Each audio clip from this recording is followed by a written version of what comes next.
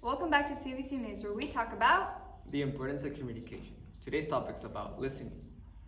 There are two types of listening. There's mindful and mindless listening. Mindful listening is when we give careful and specific attention to what people are saying.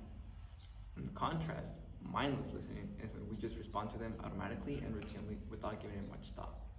Mindless listening is a big problem that we have today. About 60% of our communication comes from listening, which shows just how important it is. And it also makes it seem like it is not a big deal. But the thing is that we listen to only about 25%, we retain only about 25% of what we hear, which shows how mindless listening is taking over our communication today. In an article by Bob Sullivan and Hugh Thompson, they did a study where teachers would be giving the lessons and then would ask their students somewhere in their lesson to tell them what they were talking about. What was interesting about this test was that in first and second grade, 90% of the kids would answer correctly, but as the grades increased, the percentages went down. In middle school, only 44% answered correctly. In high school, only 1 out of 4 students would answer correctly.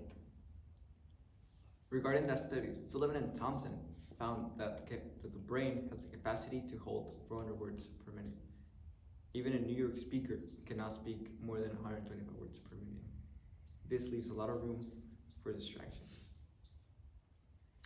The reason for that retaining listening capacity shrinks as kids get older is because younger kids' brains are not fully developed, which means that they can be thoroughly engrossed in what the other person is teaching them, talking to them about.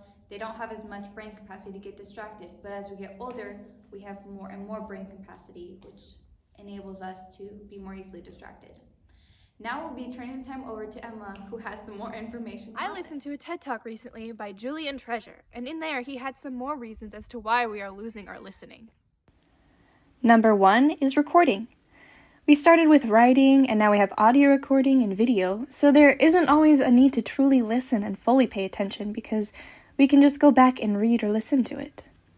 Number 2 is distractions. There's so much noise and distractions around us that it can easily pull us away from the conversations we are having so that we aren't fully engaged in the conversation anymore. Number 3 is that we're impatient. We want the sound bites, the important nuggets of information. We don't want to have to listen to anything except the main points. And last but not least, desensitizing. We need headlines full of scandal and shock value to grab our attention so we listen. If it's not attention-grabbing, it's easy for us to ignore, which can lead us to missing the quiet and subtle things that are harder to pay attention to with all the noise around us.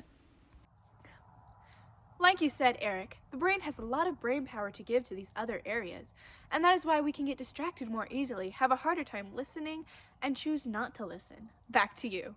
We have shown why and how we are not as good at listening anymore, but that still leaves the question of how can this benefit me when we might be thinking, well, how am I going to get my point across? How am I going to get what I want if I'm only listening and not talking?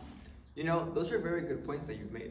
But now, regarding listening, benefits of listening are that you get to understand the other side and you get to see where they're coming from.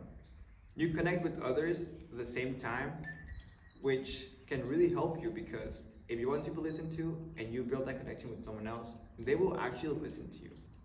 Now, like you said, we all want to get our point across, and that's a really good thing.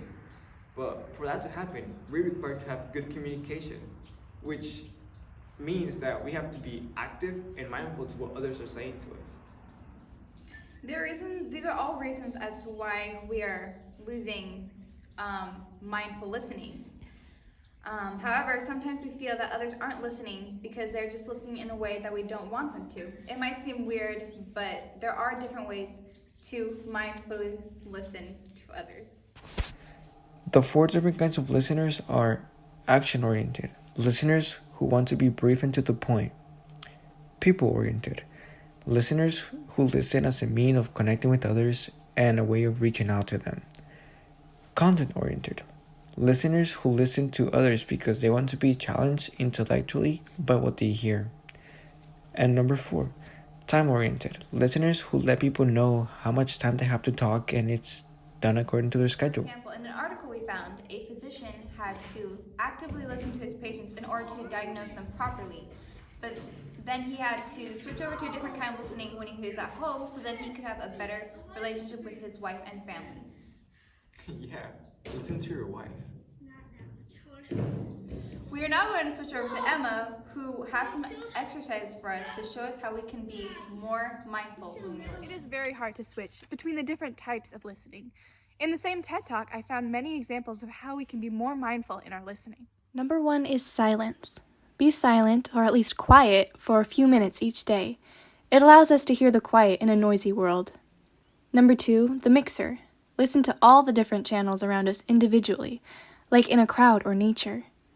Number 3, savoring. Enjoy the mundane sounds, like a dryer as it dries your clothes, the little sounds. Number 4, listening positions. This goes back to the different types of listening. Listening positions is figuring out which one is appropriate for the different situations. And number 5, RASA. R standing for receive or pay attention to the speaker. A for appreciate what they're saying by responding with, oh, okay, or I see, etc. S is summarize what they're saying so that you know what they're saying and they know that you're paying attention to them. And for A is ask questions and be engaged. I hope those tips were helpful. Now back to you. Listening is such a powerful tool, and we hope that after this lesson, you learned something useful and that you implement it in your own daily life. If we all listen more, there would be less fights, there would be less arguments, less problems in small scale and in big scale, like world problems. It wouldn't solve all of them, but it definitely would have a big impact in our lives.